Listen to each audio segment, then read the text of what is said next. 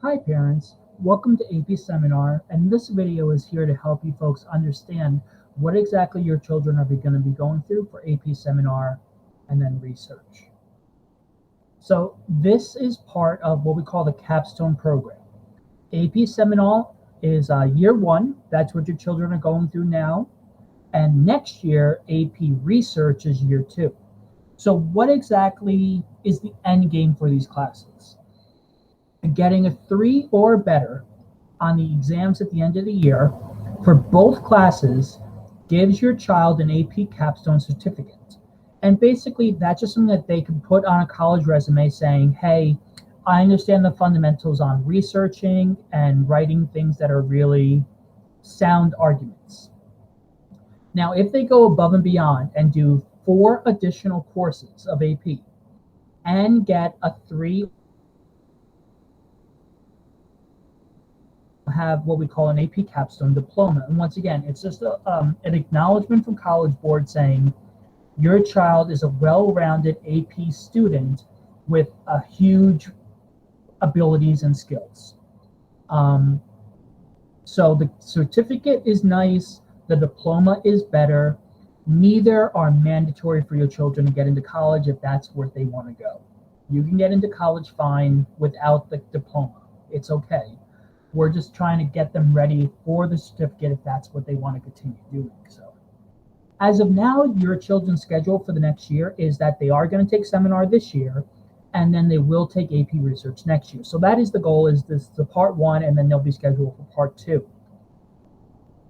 So these classes, the AP Seminar, what they're taking right now, and next year Research, are the most unique classes that they will take.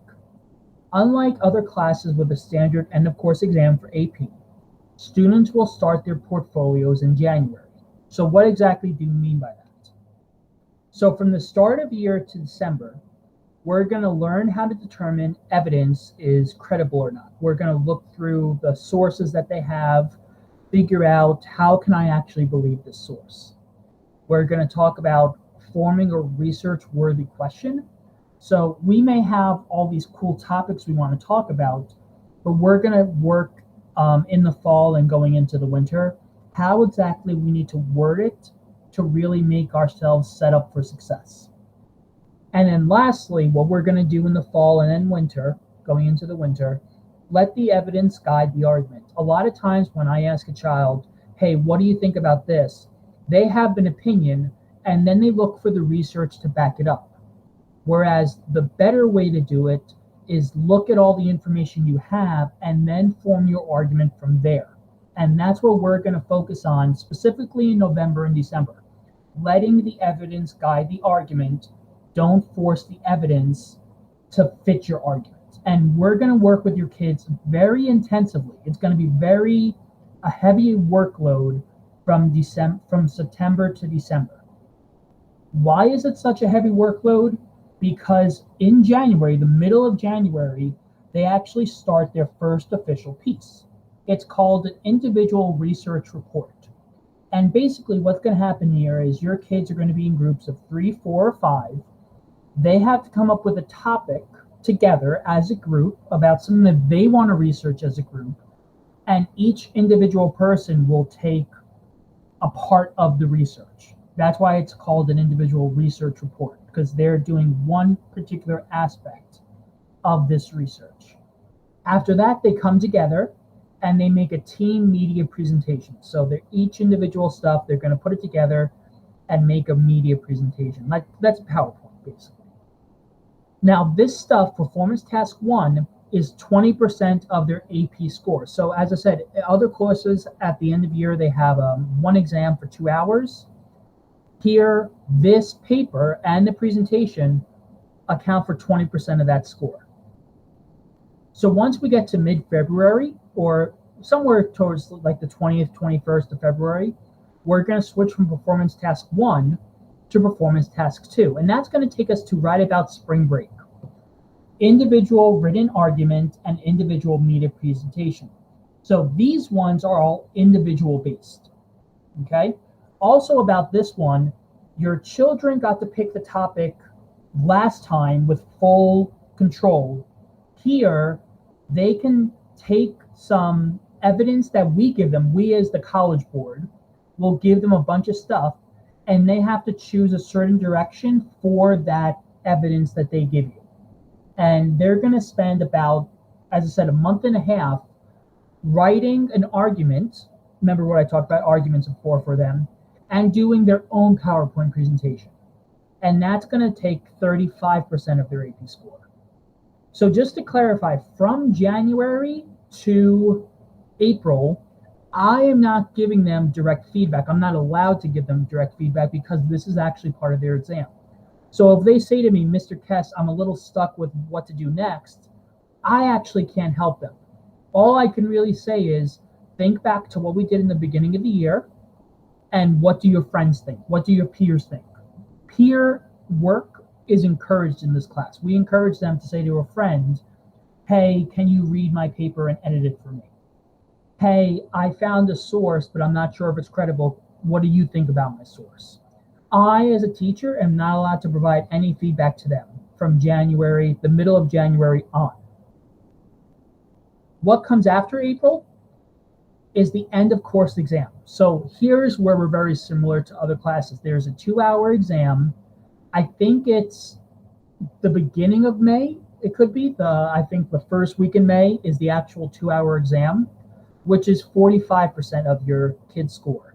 So in those 2-week period between spring break and the end of course exam, we're going to give your kids practice end of course exams. And the idea of the end of course exam, it's the skills that they've done since January officially. So it's not like they're going to be given random stuff. They already know ahead of time what the questions are going to be. We're going to go over the rubric. We're going to show them what's good examples and bad examples. Once again, I can't really say, hey, you're doing the right thing, but they're going to have examples of what is considered good quality and what is considered quality. And then once that is done, we're going to prepare for other exams, because I know as an AP student, your children have a lot of work to do for other classes. We acknowledge that. So the last few weeks of school, they're going to be given class time. It's going to be essentially an extended study hall where your children will have some time to work on some other stuff. And then lastly, we're going to give them some projects to help incoming students. We're going to have them make videos for the other kids, make posters for the incoming kids, so that they can help the next generation of students go through this class. So how can you help? This is the question I love getting asked about from parents. How can I help my child in AP seminar? So here are some guidelines on what to do. Keep track on them with timelines, dates, appointments, etc. This is extremely important in January. From January on, they have to stick to the deadlines. Once the deadline is passed, they can't submit stuff to College Board. So be on top of them and say, I know your team media presentation is February 20th. How are you looking? How's your group doing? Don't be afraid to call them out and say, do you know how much time you have left? Another option that you can do to help your child, encourage them to use the resources offered to them. As I mentioned, we're going to tell them how to do all this stuff from September to December, middle of January, actually. So don't be afraid to say to your kid, if your kid is saying to you, I'm having an issue figuring out credibility, tell them, hey, didn't you do something with credibility in September? Have them encouraged to reach out to each other. Even though I can't offer direct feedback, the kids can offer direct feedback to each other. So if you know that your child has a friend in the class that works really well with them, and say to them, hey, what did you think? What did your friend say about this? Because they know what's going on, they know the type of quality that we expect, and they may offer a fresh perspective. Lastly, remind them of the rubric.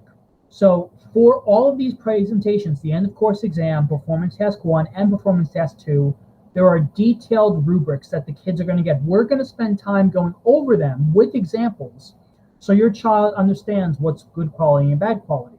But you can do that too. So if it comes to February and you know your child is doing a presentation in a week and a half, you could say to them, how are you guys doing on this part of the rubric? Do you think you're prepared for this? So those type of conversations, I encourage you folks to have with your children.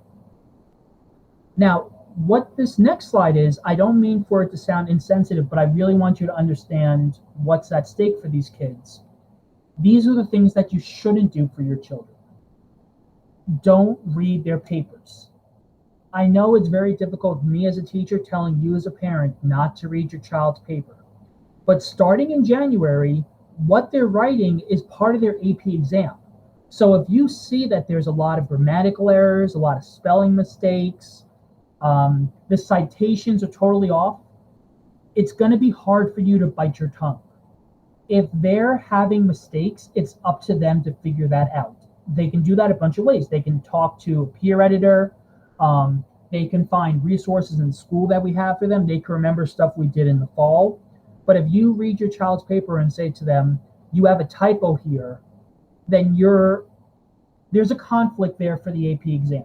So please don't put yourselves in a position where your child says to me, oh yeah, I read it with my mom and we had to fix the wording of things.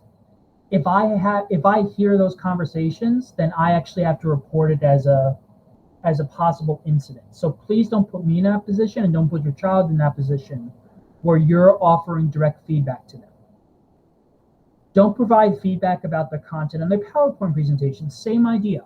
So if your child wants to practice their portion of the PowerPoint for the team project, or they want to practice their individual project, you want to be in the audience. You can say to them after the presentation's done, oh, it took you 7 minutes and the guideline says 6 to 8, so you're good with your timing.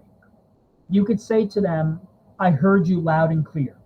But don't say to them, this slide makes no sense. Or don't say to them, I think you have a typo on that slide. Because once again, you're putting yourself in a position where you're directly affecting your child's grade. In a good way most of the time, but we just have to be careful about doing that. What I would say to you is if you want to help your child, say to your child, hey, just out of curiosity, have you shown this to another student? That's the best thing that you can say to your kids to support them in AP seminar.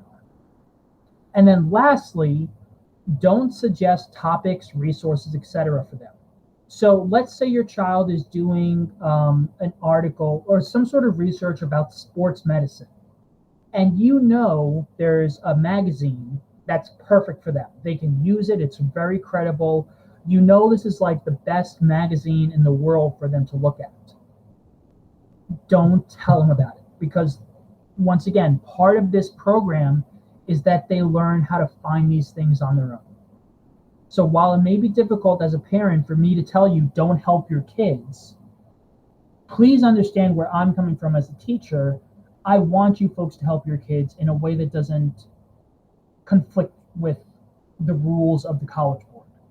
So I hope that this video, especially these last 2 slides, help explain exactly where me as a teacher is coming from and how you folks as parents and guardians can help support your children. If you have any questions, please don't be afraid to ask. There's no harm in me telling you, if you write me an email, Mr. Kess, I have a question, can I help my kids do this? And I can tell you yes or no. Okay, that we'd just rather be in that position where we know about that and we can protect ourselves, and making sure that your children are submitting things that are truly them. So thank you very much for listening to this video. Let me know if you have any questions. Have a good night.